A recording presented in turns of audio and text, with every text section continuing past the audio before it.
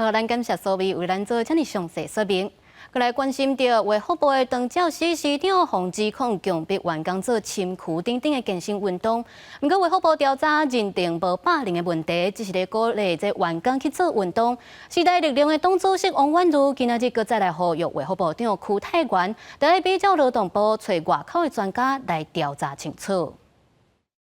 难道非要等到悲剧发生的时候，我们才要来正视这样的结果吗？呼吁邱泰源部长，针对长照师的助师长的霸凌案件，应该要比照劳动部邀集外部的专家重启调查，并且公开调查报告的内容。